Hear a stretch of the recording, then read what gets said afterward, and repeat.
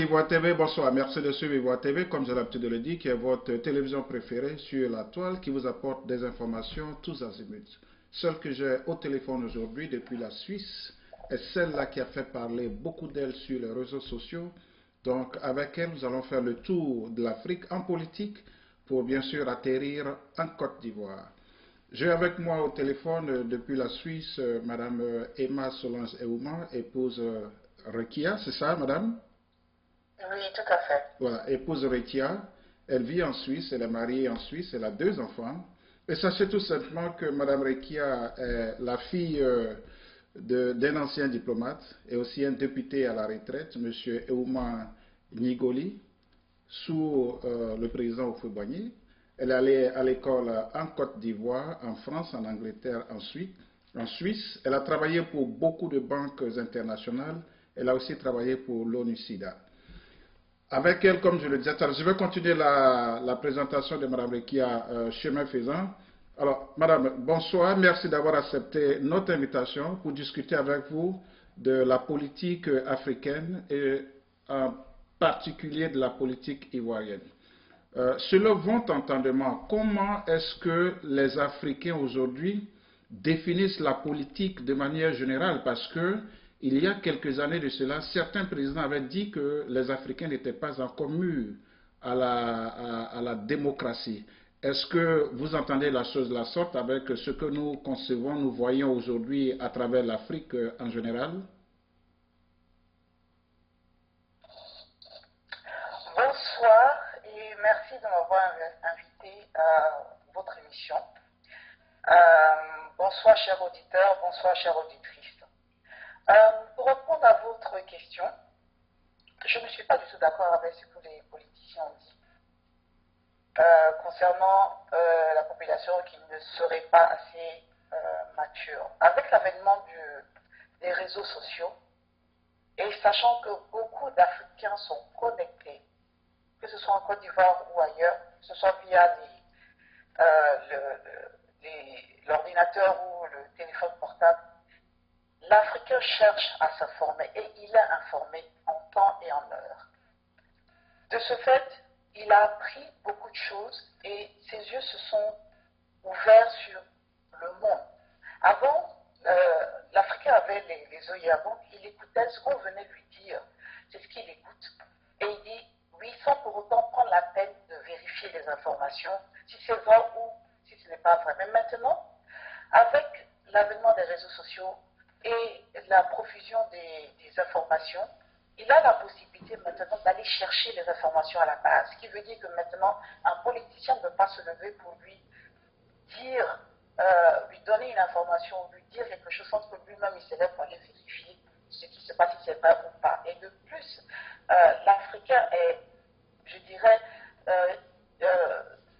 très, très, très, très, très friand des informations vraies. Friand, peut-être ce n'est pas le mot juste, mais je dirais qu'il cherche à savoir, il cherche à comprendre, et il veut savoir, et surtout, il souhaite qu'on lui dise la vérité. Donc, le fait qu'on vienne lui dire qu'il n'est pas assez mûr, je suis désolée, l'Africain est mûr aujourd'hui. La preuve en est qu'on voit les différents soulèvements au niveau de l'Afrique subsaharienne, du fait que maintenant les Africains, en tout cas, partent chercher les informations à la base, surtout sur les réseaux sociaux, et puis ils font barrage. Donc ils acceptent plus tout ce qui vient des politiciens comme ça. C'est fini ça. Cette époque est révolue.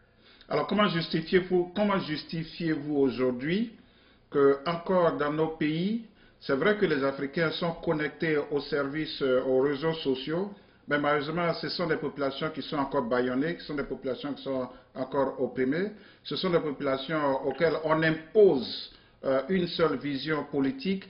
Est-ce que l'avènement des réseaux sociaux a aujourd'hui démarqué les Africains de ce concept des années 1990? Et puis, de quel genre d'Africains parlons-nous ici? Est-ce que ce sont les Africains qui vivent à l'extérieur de l'Afrique ou bien ce sont les Africains qui vivent encore dans nos différents pays en Afrique? Moi, je dirais que, enfin, c'est mon avis impersonnel, que l'Africain n'est plus aussi bâillonné qu'avant, parce qu'il a la possibilité de s'exprimer via les réseaux sociaux maintenant. À défaut de pouvoir s'exprimer ouvertement. Il y a les plus courageux qui vont et qui s'expriment, et il y en a d'autres justement qui s'expriment via les réseaux sociaux. Donc à ce niveau-là, je pense que la liberté d'expression, à mon sens, a été libérée. Et aussi, quand on prend l'exemple au niveau de la Côte d'Ivoire, c'est un exemple, surtout par rapport à les législatives, on voit que quand même, sur 1337 candidats, il y a 740 indépendants. Ça veut tout dire. Ça sous-entend que quoi? C'est que maintenant, l'Africain est capable de pouvoir s'imposer maintenant, se différencier des autres et apporter quelque chose de nouveau. Donc, justement, il cherche quelque chose de nouveau. Il est fatigué de rester statique. Il est fatigué d'avoir toujours les mêmes choses. Et puis, il est surtout inquiet pour son avenir. Et il veut reprendre contrôle de son avenir. Donc, quand on voit qu'il y a 740 indépendants en Côte d'Ivoire, on comprend maintenant que le paysage politique a profondément muté, à mon sens. Alors, Madame, vous parliez tout à l'heure de la Côte d'Ivoire, vous parlez des réseaux sociaux. Je sais que vous êtes très connu sur les réseaux sociaux pour vos positions très tranchées, très radicales. Et vous-même, dans votre biographie, vous avez été chargé de communication de KKB et de Essi Amara. Est-ce que c'est par rapport à votre position sur les réseaux sociaux, c'est par rapport à votre position de chargé de communication que vous voyez la chose de la sorte, par rapport à ceux qui sont encore au pays, qu'on pourrait rechercher à tout moment pour avoir posté peut-être des positions assez radicales, comme vous le faites, comme nous le constatons tous les jours sur votre page? Bon, il est clair que ceux qui sont sur le terrain ont un peu de mal à s'exprimer, mais ils ont trouvé d'autres moyens de s'exprimer. C'est-à-dire que soit ils emmènent des informations via des personnes qui vivent à l'étranger afin que ces personnes puissent publier les informations, chose que je fais parce que de temps en temps, enfin, la plupart du temps, je reçois les informations depuis la Côte d'Ivoire ou ailleurs et ils m'expliquent. Donc, quand ils n'arrivent pas à s'exprimer, bon, ils m'envoient et puis moi, je parle en leur nom. Je m'exprime en leur nom. Donc, c'est vrai que quelque part, ils ne peuvent pas tout dire, mais ils ont la possibilité d'utiliser le relais des réseaux sociaux pour exprimer ce qu'ils vivent, ce qu'ils ressentent, via les images, via beaucoup de choses. C'est vrai que le fait d'avoir travaillé avec AKB m'a beaucoup ouvert sur pas mal enfin, ça m'a permis de comprendre pas mal de choses au plan politique en Côte d'Ivoire. Et ça m'a permis aussi de comprendre la difficulté de certains politiciens à vouloir apporter un changement au niveau du pays. Ce n'est pas facile pour eux et ça ne sera pas facile pour le moment. Alors, Madame Rukia, je voudrais vous poser une question spécifique. Nous allons continuer sur la lancée politique tout à l'heure. Vous êtes d'une famille diplomate, vous êtes d'une famille aussi politique. Votre père a servi sous Houphouët-Boigny. Il y a juste quelques jours, c'était l'anniversaire du décès de notre père, notre grand-père à tous, le père fondateur, comme on le dit, de la Côte d'Ivoire. Je crois qu'il n'y a pas eu beaucoup de tapage de ceux-là même qui se réclament enfants d'Houphouët-Boigny, les Houphouëtistes. Alors, votre point de vue là-dessus? Pour moi, ceux qui se réclament des enfants de fouet, en gros, pour moi, ce sont des usurpateurs. Excusez-moi, c'est peut-être un peu dur, mais c'est ce que je pense.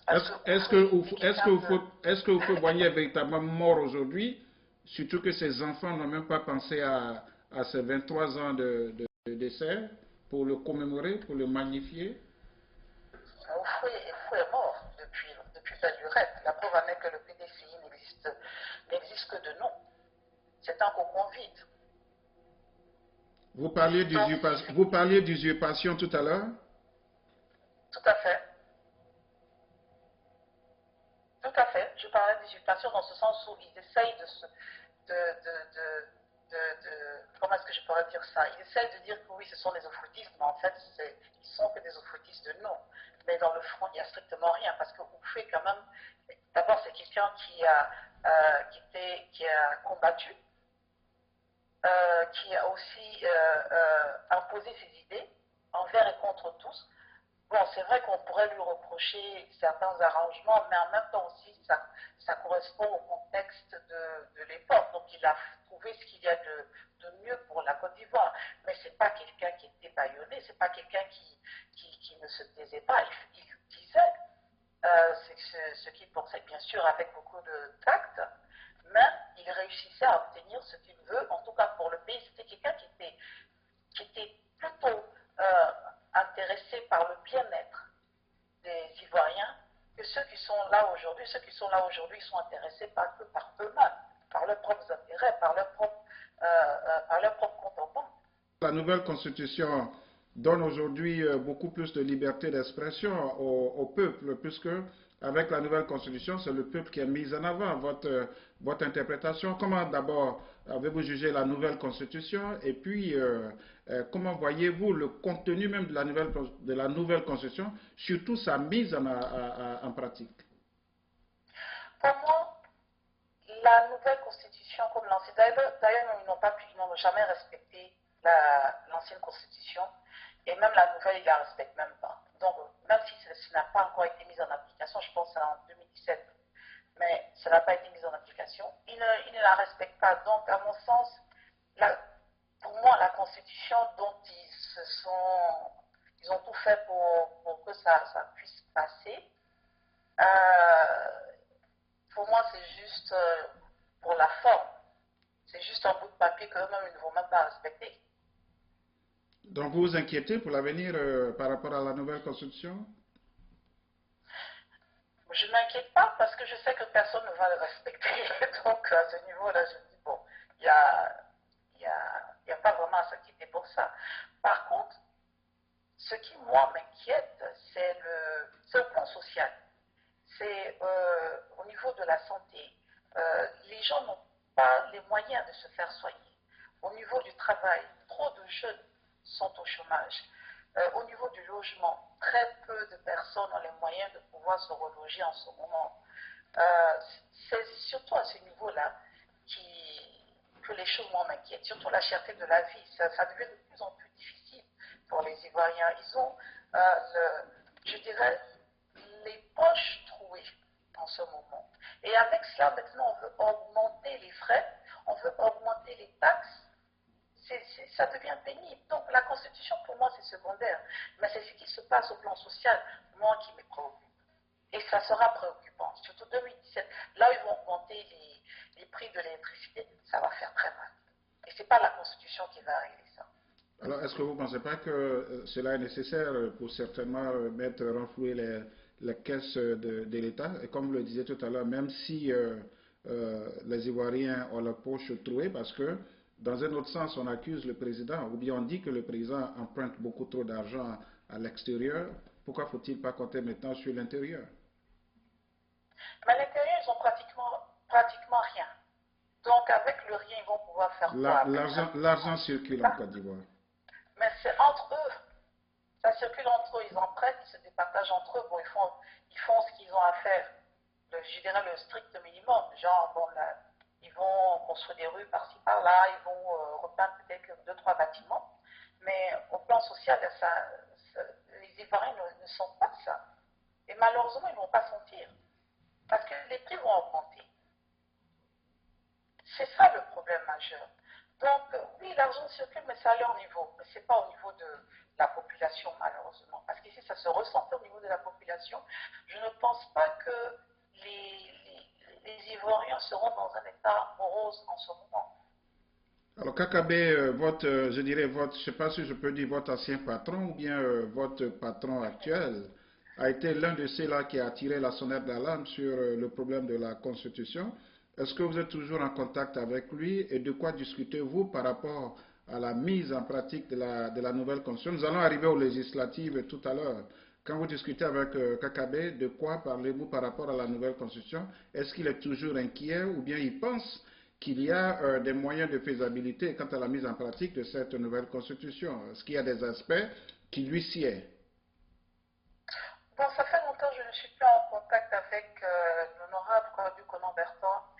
Et de toute façon, il fait partie de ceux qui étaient contre cette constitution. Et à mon sens, je pense qu'il a voté contre cette, cette constitution. Maintenant, concernant la mise en application de cette constitution, ben, je pense que si les indépendants, surtout au niveau du FPI, et les autres arrivent à être élus, ils pourront peut-être être un sérieux frein à la mise en application de cette constitution. Est-ce que vous croyez à la fiabilité des élections législatives? Non, je ne crois pas du tout. Qu'est-ce qui vous le fait dire? Pour la simple bonne raison que on a vu le cas au niveau de ce qui s'est passé avec la nouvelle constitution. On a surtout vu les images des endroits où il y avait, qui étaient désertiques, et puis on nous dit qu'il y a eu plusieurs personnes pour voter là-bas. Bon, je n'ai pas en tête les chiffres, mais c'était quand même ahurissant. Donc on sait qu'effectivement, il y a eu des choses pas très nettes qui ont eu lieu. Mais en même temps aussi, ce n'est pas surprenant, parce qu'il tenait à ce que cette constitution passe. Et puis, je pense que les Ivoiriens sont arrivés à un stade où ils sont fatigués. Et ils n'ont pas vraiment envie de se prendre trop la tête par rapport à cette constitution. C'est la raison principale pour laquelle les Ivoiriens ont boudé. Ils ont boudé la constitution. En fait, ils ne se sentaient pas du tout concernés par ça. Alors, Madame Rekia, pour la première fois dans toute l'histoire de la Côte d'Ivoire, nous constatons que pour des élections législatives sous la coupole du RHDP, on demande à certains indépendants de se retirer par rapport à d'autres membres du RHDP. Par contre, ceux qui persistent et insistent sont renvoyés de leur poste administratif, sont suspendus de leur parti politique. Vous-même, vous sortez d'une famille très politique. Alors, comment est-ce que, en votre sens, vous voyez les choses? Est-ce que c'est une Côte d'Ivoire qui prépare un lendemain meilleur pour les générations futures? Le président en a appelé aux membres la dernière fois de voter massivement pour lui. Aujourd'hui, est-ce que, constitutionnellement parlant, sur le plan de statut règlement intérieur, est-ce qu'on n'est pas en train de créer des frustrations comme Kakabe et bien d'autres, Mademoiselle Wonien, bien d'autres qui ont été suspendus de leur parti politique et d'autres qui ont été carrément renvoyés de leur poste administratif pour des élections? Écoutez, d'abord au sein de la famille, c'est vrai qu'on est une famille très politique, mais en même temps aussi on respecte la différence de nos opinions. Ce qui n'est pas le cas au sein du RHDP. La preuve en est que les jeunes ont envie de s'exprimer, ils ont envie d'apporter quelque chose de nouveau, de frais au sein du RHDP, mais les anciens ne leur permettent pas justement de pouvoir s'exprimer, de pouvoir apporter ce renouveau. Et c'est ça qui crée la frustration. La frustration, de toute façon, je pense qu'elle est venue du fait que les anciens ne souhaitent pas une évolution ou des idées progressistes au sein du RHDP. Donc, ce qui veut dire qu'ils veulent museler, étouffer les jeunes. Eux, ils veulent continuer à régner comme ils l'entendent. Est-ce que ce n'est pas une tradition que les anciens ne veulent pas lâcher, libérer leurs postes, se retirer aux dépens des jeunes pour que ces jeunes-là aussi projettent leur énergie quant à la construction d'un pays? On a vu avec Oufoué, lorsqu'il a mis Bédié avec quel âge quand il était devenu président de l'Assemblée nationale? Il était dans ses vingtaines passées. Oufoué a respecté cette tradition et il a mis des jeunes cadres. Mais avec ceux qui se prétendent des oufouettistes, combien il y a de jeunes cadres? Combien il y a de jeunes qui peuvent en tout cas accéder à ces hauts postes? C'est eux qui sont en train d'engendrer ces frustrations au sein des jeunes du PDCI. Ils empêchent ces jeunes de s'exprimer, ils empêchent à ces jeunes de pouvoir apporter ce véritable changement, ce nouveau souffle au sein du PDCI. Donc c'est pour cela qu'effectivement, il y a certains indépendants, enfin certains PDCistes qui ont décidé de se présenter en tant qu'indépendants. Vous imaginez 740 indépendants? C'est énorme, ça veut tout dire. Ça démontre la frustration qu'il y a. Je ne dis pas que tous sont du RHDP, mais je vais dire par là que ça démontre, la majorité vient du PDCI, et ça démontre la frustration qu'il y a au sein du PDCI. Il y a une crise. Mais comme les anciens n'ont pas envie d'entendre, n'ont pas envie d'écouter parce qu'ils estiment qu'eux, ils ont raison et les jeunes ont tort et que les jeunes sont dans l'obligation d'obéir aux aînés, et puis eux, en tant qu'aînés, ils abusent de ce respect que les plus jeunes leur accordent, ben, ils font ce qu'ils veulent. Voilà où on en est. Les plus jeunes, eux, par respect, ne vont pas trop pousser ni bousculer les anciens par respect de la tradition, mais les anciens aussi abusent de ça. C'est là d'où provient la frustration. Alors vous pensez à notre effritement du RHDP, surtout du PDCI-RDA, parce que 48 hauts cadres du PDCI viennent d'être suspendus sur la base du statut règlement intérieur et des conclusions du 5e congrès de Daoukro, parce qu'on a vu concernant, et à la suite on suspend 48 hauts cadres du PDCI. Est-ce que vous pensez que ces hauts cadres-là, à la longue, vont se mettre ensemble pour créer un autre parti quand on sait que, apparemment, tous les autres partis de Côte d'Ivoire en sont sortis du PDCI? Bon, je pense que ça sera plus sage pour eux de sortir de là, parce que sinon, le PDCI, à mon sens, sent la naphtaline. Donc, il est temps pour eux de passer à autre chose. Parce que rester au sein du PDCI, ils vont s'étouffer. Ils ne vont même pas évoluer. Donc, il est peut-être temps pour eux d'envisager à constituer, pourquoi pas, un autre parti beaucoup plus frais, beaucoup plus proche des idéologies d'Oufoué que ce à quoi on assiste maintenant. Les jeunes cas du PDCI en ce moment recherchent, ils cherchent leur marque et ils cherchent à notre identité. Et malheureusement qu'on ne leur accorde pas. Donc, à mon sens, ça serait judicieux pour eux, en tout cas, de chercher à sortir du PDCI. De toute façon, ils n'ont pas trop le choix là maintenant. Alors pourquoi? Ce qui démontre que ce qui démontre qu'effectivement, Kakabe avait raison depuis le départ. Alors pourquoi ne pas garder le label du PDCI, puisque tout à l'heure, dans vos premiers propos, vous parlez d'une éventuelle mort du PDCI au profit, pardon, du RHDP. Est-ce que vous pensez que ceux-là vont garder le label du FPI et puis ceux qui voudront partir du côté du RHDP seront RHDP pour conserver la mémoire du père fondateur du PDCI RDA? Ben, comme je ne suis pas dans le secret des bois, je ne peux pas savoir ce qu'ils vont décider entre eux. Mais étant donné que ces jeunes sont à la recherche d'une nouvelle identité, d'une nouvelle forme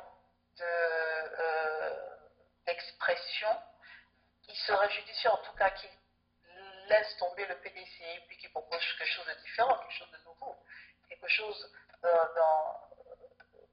où ils seront libres d'exprimer, d'apporter les idées, de mettre ça en application, où il n'y aura pas des anciens qui vont venir leur mettre des bâtons dans les roues. Par exemple, si les anciens veulent les rejoindre en tant que sages du parti, pourquoi pas? Mais il est temps que ces jeunes se prennent en main et puis prennent leur destin en main, à mon sens. Vous vous inquiétez aujourd'hui de l'avenir de la Côte d'Ivoire? Au plan social, oui. Au plan politique aussi. Parce que, vu ce qui est en train de se passer et le fait qu'au sein du PDCI, ils sont en train enfin, ils ont écarté pas mal de gens, ça va engendrer pas mal de frustration. Donc, il y a une fissure qui se présente. Je ne sais pas ce que ça va devenir plus tard. Mais par contre, au plan social, ça va devenir très compliqué pour la population, à mon sens. Oui, mais une fois que, Et je pense, oui, l'Assemblée générale sera aux couleurs du RHDP, voyez-vous les Même choses? si, même si l'Assemblée nationale aux couleurs des RHDP, ça ne va pas régler le problème social des Ivoiriens. Parce que le président a Est-ce demandé que qu'on vous lui voyez? donne plus de voix pour qu'il soit libre de travailler. Ben, je sais, moi, à mon sens, je n'ai pas encore vu le travail qu'il a effectué. Certains disent qu'il a fait beaucoup. Bon, je suis content pour eux, mais moi, personnellement, je ne vois pas. Quelle est la À dernière fois son que temps, quelle pourquoi? est la dernière fois que vous êtes allé en Côte d'Ivoire? La dernière fois que j'ai été en Côte d'Ivoire, ça remonte en 2010. Ah non, 2009. Ben, il y a beaucoup d'images qui circulent sur la toile, comme quoi le président est en train de travailler. Oui, ben, on a vu les routes, on a vu les bâtiments qu'il n'a pas, on a vu quoi encore, tout ce qui est maçonnerie, tout ce qui est goudron, on a vu tout ça. Mais au plan social, j'ai pas vraiment vu une révolution. Alors, Madame Que Rekia, ce soit, vous êtes, que ce soit au niveau de la santé, que ok. ce soit au niveau de la santé, j'ai pas vu une révolution. On parlait de l'assurance universelle. Actuellement, il y a beaucoup d'Ivoiriens qui ne bénéficient pas d'une assurance. Ils ne peuvent pas se soigner. Donc, je ne vois pas trop ce qu'il a apporté de nouveau. Alors, Madame Rekia, vous êtes mère de deux enfants, Oui. 19 ans et 14 ans. Ils sont à même de décerner du bien et le mal quand vous discutez avec eux et qu'ils vous posent des questions sur votre pays d'origine, la Côte d'Ivoire, sur leur Côte d'Ivoire. En tant que génération à venir, de quoi discutez-vous et qu'est-ce que vous leur dites concrètement sur la Côte d'Ivoire? Je leur dis que la Côte d'Ivoire est un très beau pays, qu'au moment voulu, on ira ensemble. Comme ça, ils vont découvrir en tout cas leur culture. Ils vont découvrir en tout cas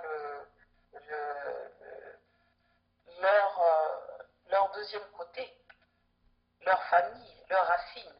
Et ils vont découvrir en tout cas la beauté surtout à l'intérieur du pays, la beauté de nos paysages. Mais en même temps, je leur dis aussi qu'il faudrait que ce soit des enfants qui se prennent en charge, qui arrivent à mesurer le pour et le contre, et qu'ils ne soient pas des suiveurs. C'est pas parce que je suis leur mère que j'ai la science infuse. Ça veut dire que quand je peux leur apporter quelques idées, mais c'est à eux de pouvoir juger si ils pourront le mettre en application dans leur propre vie ou pas. S'ils arrivent à le mettre en application, tant mieux. Mais s'ils n'arrivent pas à mettre en application, tant pis. Et je ne leur en voudrais pas pour ça. Le but, c'est que ces enfants puissent se sentir bien, à la fois en Côte d'Ivoire et bien sûr ailleurs. Le plus important aussi, c'est qu'ils puissent aussi avoir la possibilité d'exprimer, de s'exprimer, qu'ils n'acceptent pas qu'on leur impose des idées, on leur dicte leur conduite. Ils ne sont pas des moutons. Ce sont des êtres humains, ils ont la possibilité de réfléchir, ils ont cette intelligence, donc c'est à eux d'analyser. Quand on leur donne des informations, qu'ils aillent à la source pour vérifier, qu'ils ne prennent pas des choses ou les informations pour agents comptants, qu'ils aillent vérifier, qu'ils fassent l'effort. Parce que la rumeur, c'est une forme de propagande au plan politique comme au plan individuel. La rumeur, les gens peuvent prendre pour utiliser pour détruire un parti politique, comme ils peuvent prendre aussi pour utiliser un individu. Donc, dès l'instant où on leur apporte une information, quel que soit ce type d'information, qu'ils prennent la peine d'aller à la base pour s'informer, si c'est vrai ou pas, avant de prendre une décision ou avant de donner leur avis. Voilà. Alors, je sais que vous êtes présidente de certaines ONG. On parle de AIDE, Écologie et Agriculture pour le développement rural. Coopérative Espoir qui regroupe 600 producteurs de café et cacao. Vous aussi, vous êtes responsable commercial et directrice de communication de Mike Vision Technology. Alors, dites-nous un peu, vous êtes mère de famille, vous êtes mariée, vous êtes femme politique, vous écrivez beaucoup sur les réseaux sociaux. Quel est le temps véritable que vous avez pour concilier un peu toutes ces activités? C'est ça l'avantage d'être une femme. On est des couteaux suisses. On est capable de faire tout en même temps. C'est la faiblesse des hommes. C'est pour ça que Dieu nous a donné la possibilité non seulement d'avoir des enfants, mais avoir la possibilité de pouvoir travailler et être aussi d'excellentes personnes à même de pouvoir s'organiser et planifier leur journée. Donc ça sous-entend que quoi? C'est que j'ai un temps pour pouvoir m'occuper de Mac Vision. La preuve en est que d'ici aujourd'hui, on sera à Las Vegas concernant le forum de CIS. Pour l'agriculture, je suis en contact perpétuel avec mes collaborateurs au niveau de la Côte d'Ivoire, que ce soit pour l'ONG ou pour l'association Espoir, la coopérative Espoir. Donc, dans tous les cas, je m'organise et les choses avancent pas comme je le souhaite pour le moment, mais on avance. Et c'est ça le plus important. Alors, Madame Rekia, la régie me fait dire qu'il nous reste juste quelques minutes pour clore cette interview. Je pense que certainement avec l'année à venir, nous en aurons beaucoup plus. Je voudrais vous donner 1 ou 2 minutes pour votre mot de fin quant à l'actualité en Côte d'Ivoire par rapport aux législatives. La Côte d'Ivoire ne se limite pas aux législatives, il y a une suite. S'ils sont élus, ils vont faire quoi? S'ils ne sont pas élus, ils vont faire quoi? Le but, ce n'est pas de se figer uniquement sur les législatives, c'est après les législatives, on fait quoi? Quels sont les actes que nous allons poser qui seront en train de pouvoir apporter un changement concret au plan politique, au plan social, au niveau de la Côte d'Ivoire? C'est à cela qu'on doit s'atteler, c'est à cela qu'on doit se concerter ensemble pour pouvoir en tout cas essayer d'apporter un réel renouveau en Côte d'Ivoire. Parce que si on se limite aux législatives, que bon, les autres ont été votés députés, bon, je les félicite d'avance. Au sein de l'Assemblée, j'espère qu'ils vont pouvoir imposer leurs idées.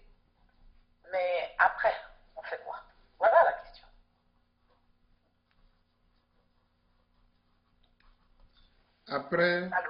Après, on fait quoi? Je pense que j'aurai le temps de vous poser cette question certainement en 2017 parce que nous allons faire le bilan de ce après les élections, nous allons faire le bilan. Au nom de la direction d'Ivoire TV, je voudrais vous remercier pour ce temps que vous nous accordez depuis la Suisse. Je sais qu'il se fait très tard. Quelle heure est-il en Suisse maintenant? Il est 22h31. Il est 22h31. Merci d'être éveillé jusqu'à cette heure-ci pour nous recevoir chez vous à la maison. Au nom de la direction d'Ivoire TV, je voudrais vous souhaiter joyeuses fêtes de Noël et bonne et heureuse année 2017.